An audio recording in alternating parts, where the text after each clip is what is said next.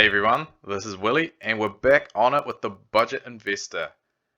This is the third video in my financial update series and it's just to provide some background to where I was and how I got here today.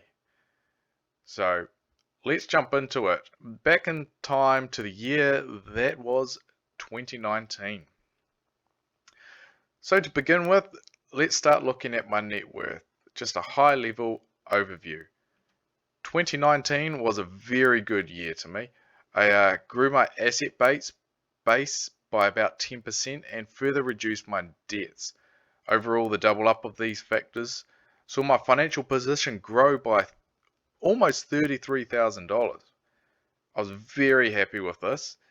To put it in perspective, I don't think I had ever saved before this $10,000 from my paycheck or ever had over $10,000 in cash in my bank account.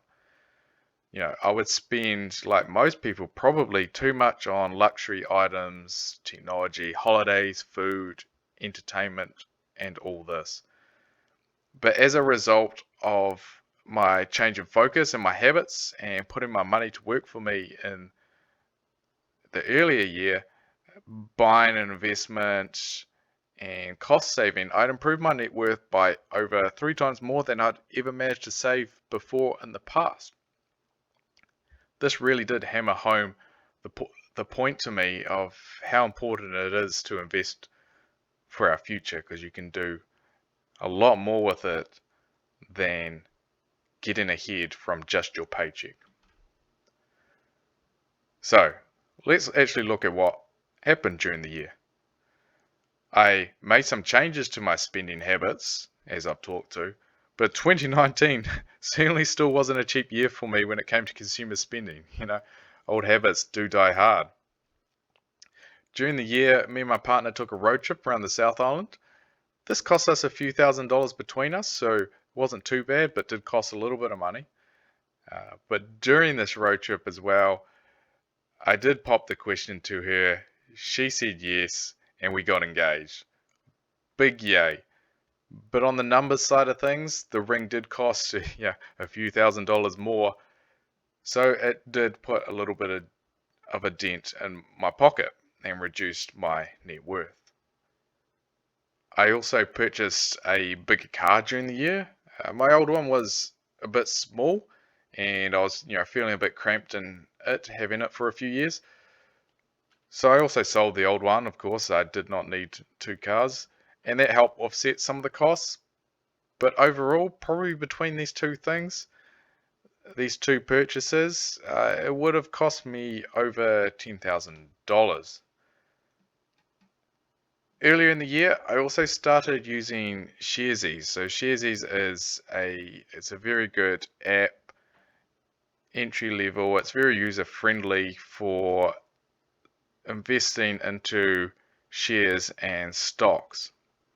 And I got involved with this. I heard about it. I learnt about it. I thought, hey, this looks really good. And I wanted to test it out. I thought this is a really good way for me to learn and get some first-hand experience in this area of investing.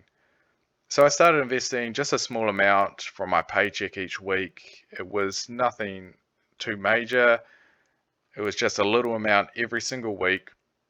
Gave me some experience. It was a learning time. I learned a lot about the shares and stocks, and by the end of the year, the balance had built up a little, which was good. So how did 2019 shake down in the details? Well, here you can see I now do have a small holding of shares and stocks, and that was basically just a small purchase every single week for the whole year. And on top of that, there was a bit of value growth. These bubbled away quite nicely over the year, and I also saw an increase in my KiwiSaver, which is again, part of that was in assets such as stocks and shares, but also it's a mixed portfolio, so there was some investment in my KiwiSaver in property and cash assets. It grew about $2,000 during the year, and I was also on a contribution holiday, so I was actually quite happy with that return.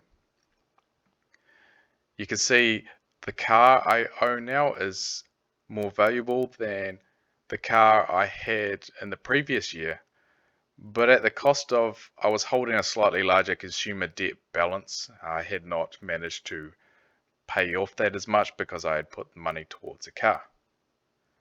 I'd also made further reductions in my mortgage and student loan debt, and had also seen my house value appreciate during the year, which was rather nice. And after all that was taken into account, it left me with a nice, healthy 35k net worth increase at the end of the year. And like I said before, I'm very happy with this. It was a massive result, and really was starting to nail home the point of why investing is important and how it can help you grow your financial wealth. So that's it for 2019. If you'd like to know more about what drove my decision making or the finer details of any of this, just leave a comment or get in touch. That's cool.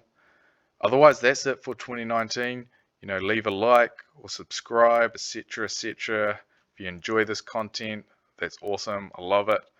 And I'll see you in 2020 in the next video.